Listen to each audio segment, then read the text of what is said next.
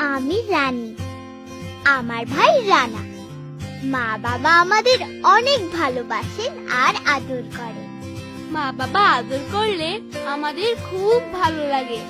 মা বাবা ছাড়াও আরো অনেকে আমাদের ভালোবাসেন ও আদর করেন, তাও আমাদের ভালো লাগে। আবার কারো কারো আদর করা বা স্পর্শ করা আমাদের ভালো লাগে না। সেদিন বাদল আঙ্কেল আমাকে এমন ভাবে ধরেছেন যে আমার খুব খারাপ লেগেছে। আমি ভয় পেয়েছি। তখন আমি ছুটে মায়ের কাছে গেলাম। মাকে বললাম, মা, বাদল আঙ্কেলের ধরা আমার একদম ভালো লাগে না। তাকে আমার ভয় লাগে, সে খুব পচা। মা আমাকে আদর করে কাছে টেনে বললেন, বাদল খুব খারাপ। সে তোমাকে লোভ দেখিয়ে কাছে ডাকলে অথবা জোর করে ধরতে চাইলে তুমি সাথে সাথে আমাকে জানাবে। বাদল ছাড়াও আপনজনদের মধ্যে কেউ কেউ এ ধরনের আচরণ করতে পারে, সেটাও জানাবে। ছোট ছেলেরাও এ ধরনের পরিস্থিতিতে পড়তে পারে, তাদেরকেও এ ধরনের খারাপ মানুষ থেকে সাবধান থাকতে হবে।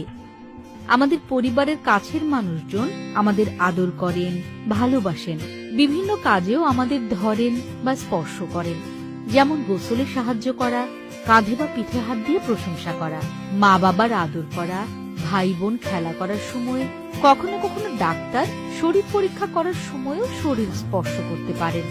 এ ধরনের ধরা সাধারণত আমাদের খারাপ লাগে না, কিন্তু আমাদের শরীরের বিশেষ কিছু অংশে কারো কারো ধরা বা স্পর্শ ভালো লাগে না। যারা এ ধরনের খারাপ কাজ করে তারা বিষয়টি গোপন রাখার জন্য বা কাউকে না বলার জন্য ভয় দেখায়।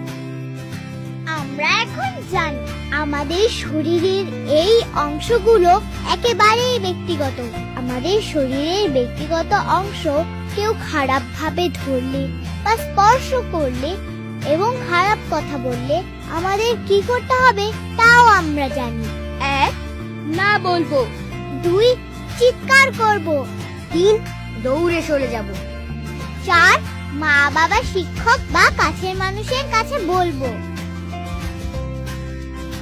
মা বলেছেন, বাদল ছাড়াও কিছু দুষ্টু লোক আছে যারা ছেলে মেয়েদের বিভিন্নভাবে লোভ দেখিয়ে শরীরের ব্যক্তিগত অংশগুলো ধরে বা স্পর্শ করে এবং খারাপ কথা বলে। বলতো, তখন তোমরা কি করবে?